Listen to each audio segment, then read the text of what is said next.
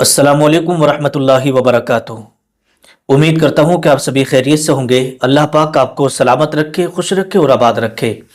तो आइएगा, आज मैं आपकी खिदमत में सलातुत तौबा पढ़ने का तरीका रखने के लिए जा रहा हूँ, क्योंकि बहुत सारे हमारे इस्लामी भाई और इस्लामी बहनें वो होती हैं जिनसे जो है बहुत बड़े बड़े गुनाह हो जाते हैं, और जब अल्लाह तबारक व तआला उन्हें तौबा करने की तौफीक अता फरमाता है तो फिर वो सलातुत तौबा पढ़ा करते हैं और अपने गुनाहों से माफ़ी मांगते हैं कि अल्लाह पाक हमारे गुनाहों को माफ़ फरमा दे।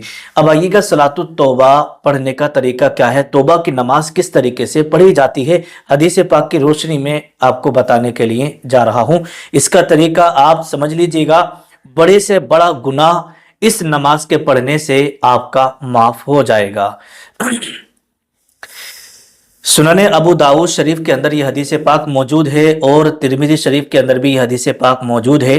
हज़रत अबू बकर सिद्दीक रज़ी अल्लाह ताला अन्हु से मरवी है कि हुज़ूर सल्लल्लाहु ताला अलैहि वसल्लम ने इरशाद फरमाया कि जिस शख्स से कोई गुनाह हो जाए फिर वो अच्छी तरीके से वज़ू करे, फिर 2 रकात नमाज सलातुत तौबा पढ़े, यानी 2 रकात नमाज तौबा पढ़े, और फिर उसके बाद अल्लाह तबारक व तआला से इस्तिग़फ़ार करे तो अल्लाह रब्बुल इज़्ज़त उसके गुनाहों को माफ़ फरमा देगा। तो ये हो गई सलातुत तौबा की फजीलत। अब आइएगा, किस तरीके से आपको सलातुत तौबा पढ़ना है और उसके बाद आपको किस अंदाज में अल्लाह रब्बुल इज़्ज़त की बारगाह में जो है अपने गुनाहों की माफ़ी तलाफ़ी करना है। तो आपको नियत इस तरीके से करना है, जब आप अच्छे से वज़ू कर लें, वज़ू करने के बाद आपको ये करना है, इस तरीके से नियत करना है, नियत की मैंने 2 रकात नमाज सलातुत तौबा की वास्ते अल्लाह ताला के मुँह मेरा काबा शरीफ की तरफ, अल्लाहु अकबर। तो इस तरीके से आपको ये नियत करना है।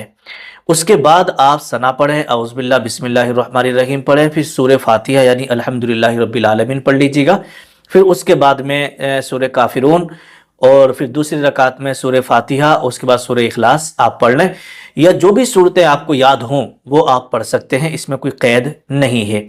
जब आप 2 रकात मुकम्मल कर लें तो फिर उसके बाद में आपको दुआ मांगना है। पहली बात सबसे ये बता दूं कि अपने गुनाहों को याद करके और आजिज़ी और इनकिसारी के साथ रोकर गिड़गिड़ा कर अल्लाह की बारगाह में ये आपको तौबा करने देना है। अल्लाह, आज के बाद मुझसे जो गुनाह हुए हैं कभी आइंदा मैं वो गुनाह नहीं करूँगा, मैं पक्का इरादा करता हूँ कभी ये गुनाह नहीं करूँगा। अल्लाह तो मुझे माफ़ फरमा दे अपने हबीब के सदक़े में, क्योंकि शब बारात आ रही है। शब बारात जब आती है तो बहुत सारे लोग ये नमाज़ पढ़ा करते हैं, तौबा की नमाज, और अपने गुनाहों से माफ़ी मांग लेते हैं, क्योंकि ये रात वो रात होती है कि इस रात में नामाए आमाल उठा लिए जाते हैं, और कितना रिस्क लोगों को मिलेगा और किन किन लोगों को मौत आएगी उनकी पूरी की पूरी लिस्ट तैयार कर दी जाती है। कितने लोग इस दुनिया से इस साल रुखसत हो जाएंगे, आने वाले साल में रुखसत होंगे, पूरी लिस्ट तैयार कर दी जाती है। तो बहुत सारे लोग अपने गुनाहों की माफ़ी तलाफ़ी करते हैं शब बारात वाली रात में। तो ये तौबा की नमाज पढ़ने का तरीका हदीस पाक की रोशनी में मैंने आपको बता दिया है। और एक हदीस पाक मैं आपको और सुना दूं। अल्लाह के रसूल सल्लल्लाहु ताला अलैहि वसल्लम ने इरशाद फरमाया, अत्ताइबु मिनज़ ज़म्बी कमल्ला ज़म्बला, कि जब कोई शख्स अपने गुनाहों से तौबा करता है ना तो वो गुनाहों से ऐसे पाक हो जाता है जैसे उसने कोई गुनाह किया ही नहीं है। ये अल्लाह के नबी का फरमान है। तो मेरे प्यारे इस्लामी भाइयों, इस्लामी बहनों, अगर आपसे कोई गुनाह हो गया है तो आप तौबा करने में देर ना करें कि शब बारात आएगी हम तौबा कर लेंगे।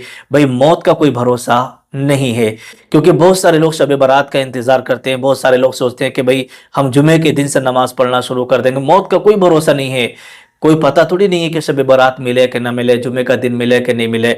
नहीं, अगर आपको अभी वक्त है तो आप अल्लाह की बारगाह में तौबा कर लीजिएगा, अपने गुनाहों से माफ़ी मांग लीजिएगा और अपने गुनाहों पर शर्मिंदगी के साथ माफ़ी मांगिएगा।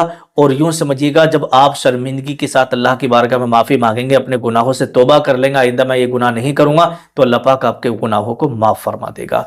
तो ये सलातुत तौबा है, इसे आप ज़रूर पढ़िए।